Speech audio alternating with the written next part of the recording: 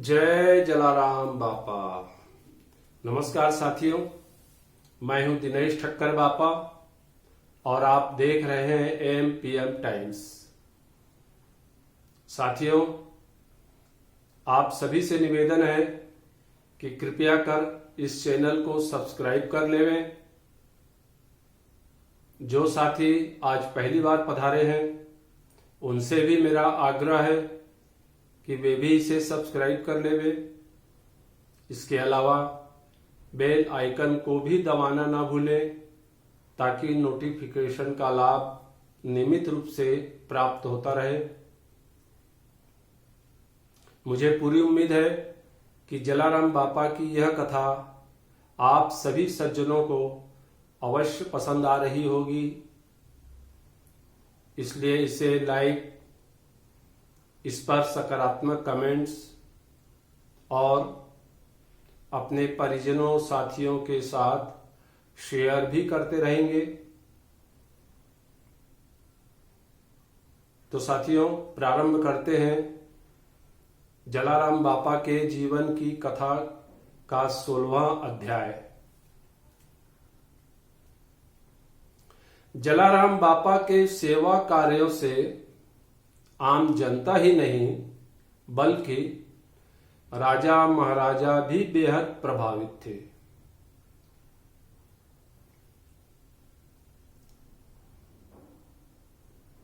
वीरपुर गांव के नामदार ठाकुर मूलराज सिंह द्वितीय उस समय गद्दी नशीन थे।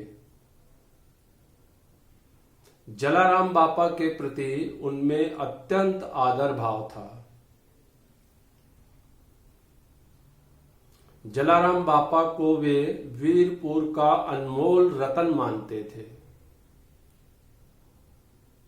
सदाव्रत अन्नदान अभियान के कारण जलाराम बापा के साथ ही वीरपुर गांव की प्रतिष्ठा भी बढ़ गई थी।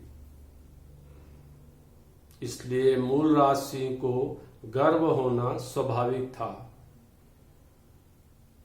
वे आए दिन जलाराम बापा के घर सेवा कार्य के लिए कुछ न कुछ भेंट अवश्य भिजवा दिया करते थे। बाहर से आने वाले अनुयायियों, साधुजनों, महात्माओं और भिक्षुओं की लगातार बढ़ती संख्या की जानकारी उन तक पहुंच चुकी थी। उन सब के लिए रात में विश्राम की कोई कारगर सुविधा न थी। इसीलिए मूलराज सिंह ने जलाराम बापा को धर्मशाला के लिए आवश्यक भूमि दान स्वरूप देने का मन बना लिया। इसके लिए जलाराम बापा की स्वीकृति जरूरी थी। एक दिन मूलराज सिंह बगैर सूचना दिए जलाराम बापा के यहां पहुंच गए। उस वक्त जरूरतमंदों को भोजन परोसा जा रहा था। जलाराम बापा की निस्वार्थ सेवा और लगन देखकर वे बेहद खुश हुए। जब जलाराम बापा सेवा कार्यों से निवृत्त हुए तब मूलराज सिंह ने उन्हें अपने आने की मंशा जाहिर की।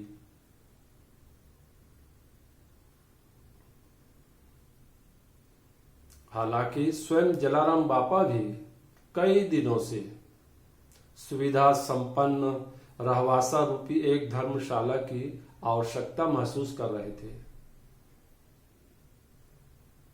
इसके लिए जमीन और धन की जरूरत थी। इन दोनों समस्याओं का निदान आज स्वतः होने जा रहा था। जलाराम बापा तत्काल सहमत हो गए। फिर अपने वचन के अनुसार मूलराज सिंह ने जलाराम बापा को धर्मशाला बनवाने के लिए पर्याप्त जमीन और धन दान बतौर दे दिया। वहीं दूसरी ओर गोंडल के राजा ने भी जलाराम बापा के सेवा कार्यों से प्रभावित होकर धर्मशाला के लिए जमीन दान में दे दी। इस तरह अल्प अवधि में ही धर्मशाला का निर्माण हो गया।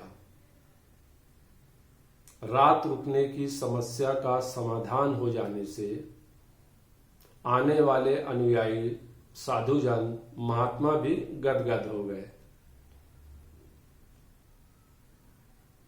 इस माकूल व्यवस्था के संदर्भ में जलाराम बापा लोगों से यही कहते हैं,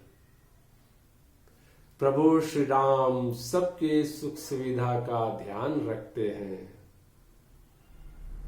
जलाराम बापा के निरंतर सदाव्रत अन्नदान और उनके नाम से होने वाले चमत्कार की जानकारी ध्रांगधा के राजा और जूनागढ़ के नवाब तक भी पहुंची। उनको भी प्रसन्नता हुई। उन्होंने अपने राज क्षेत्र में भी सदाव्रत अन्नदान शुरू कराने के लिए जलाराम बापा को संदेश भिजवाया, लेकिन जलाराम बापा ने इस आग्रह को विनम्रता से ठुकरा दिया। उन्होंने जवाब भिजवाया, मैं वीरपुर गांव में ही रहकर सदाव्रत अन्नदान भविष्य में भी जारी रखना चाहता हूं। इसे अधूरा छोड़कर मैं नहीं आ सकता। आप लोग अपने स्तर पर स्वयं यह सेवा कार्य करें। राजा और नवाब जलाराम बापा की अस्वीकृति से बिल्कुल नाराज नहीं हुए, बल्कि उनके प्रति आदर भाव और अधिक बढ़ गया। इधर जलाराम बापा की सेवा से प्रसन्न होकर स्वयं अन्न देवता भी मानो उन पर मेहरबान थे।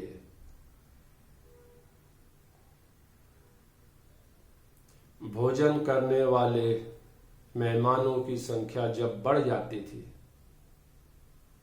तब कई लोगों को आशंका होती कि आज निश्चित ही रसोई कम पड़ेगी, लेकिन आश्चर्यजनक ढंग से सब लोग पेट भर खाते और पंगत से उठते। दरअसल जलाराम बापा प्रतिदिन भोजन परोसे जाने से पहले रसोई घर में जाकर प्रभु श्री राम की छवि के आगे दीपक जलाते, फिर भोजन सामग्री के ऊपर तुलसी के पत्ते छिड़क कर प्रभु की प्रार्थना करते। तत्पश्चात स्मित मुस्कान के साथ वे सेवकों से कहते, अब आप लोग बिना चिंता किए प्रेम से खाना परोसिए। प्रभु श्री राम सबका पेट भरेंगे। और वाकई ऐसा होता भी। कितनी भी भीड़ क्यों न हो, जलाराम बापा के घर कोई भी आया हुआ अतिथि बिना खाए वापस नहीं जाता। अब तो लोग कहने भी लगे थे, बापा के रसोई घर में साक्षात अन्न देवता निवास करते हैं।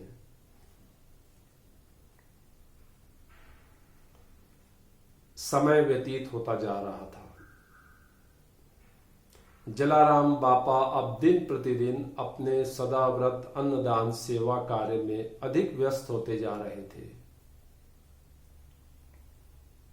उन्हें अपने परिवार से ज्यादा दुखी जनों, भूखे व्यक्तियों, साधुजनों और संत महात्माओं की सेवा करने में अधिक आनंद प्राप्त होता था।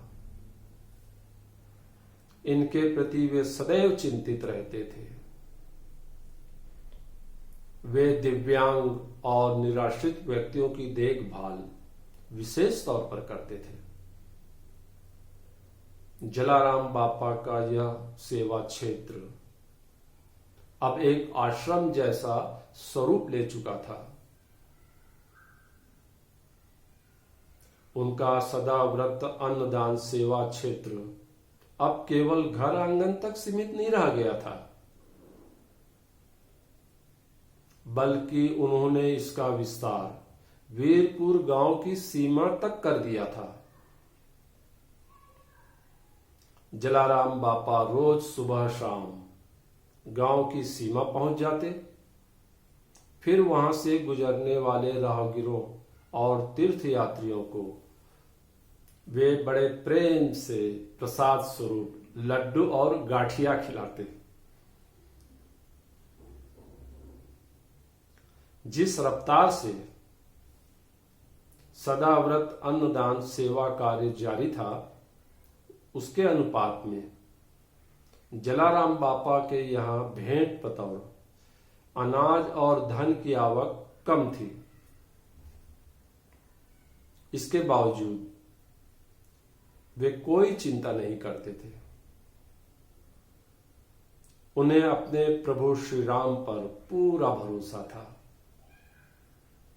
भंडार में कितना अनाज बाकी है, इसकी जांच पड़ताल उन्होंने कभी नहीं की। हालांकि कुछ किसानों की तरफ से नियमित तौर पर अनाज आ जाता था। किसी की मन्नत पूरी होती तो वह भी भेंट स्वरूप कुछ न कुछ अवश्य ले आता। अब तो राजा और नवाब की ओर से भी सहायता मिलने लगी थी, लेकिन कई दफे ऐसा भी अवसर आता जब भोजन सामग्री का अभाव उत्पन्न हो जाता। तब भंडार प्रभारी व्याकुल हो जाता। फिर वह जलाराम बापा के पास जाकर हाथ जोड़कर निवेदन करता, बापा, भंडार में अब कुछ नहीं बचा है, कल रसोई कैसे बनेगी? भोजन सामग्री का प्रबंध तत्काल करिए। तब जलाराम बापा बिना चिंतित हुए कहते, भाई चिंता मत करो, प्रभु श्री राम थोड़ी देर में सभी प्रबंध कर देंगे। कुछ देर बाद ऐसा होता भी, कोई न कोई भेंट देने आ ही जाता और दूसरे दिन पूरी रसोई बनती। जलाराम बापा भंडार प्रभारी को यह समझाइश जरूर देते, भाई, भंडार में सामान जब भी कम लगे तो इसकी चर्चा दूसरे से नहीं करना।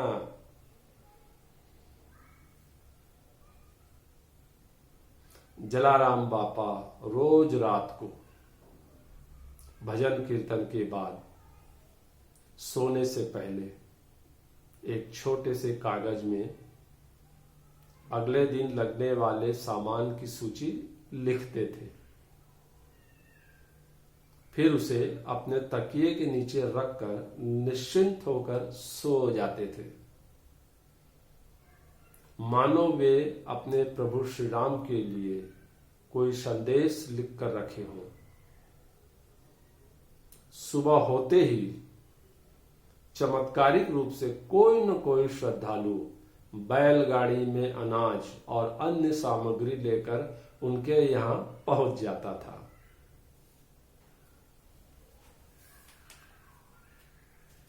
तो साथियों, अगले अध्याय में फिर आपसे मुलाकात होगी। जय जलाराम बापा।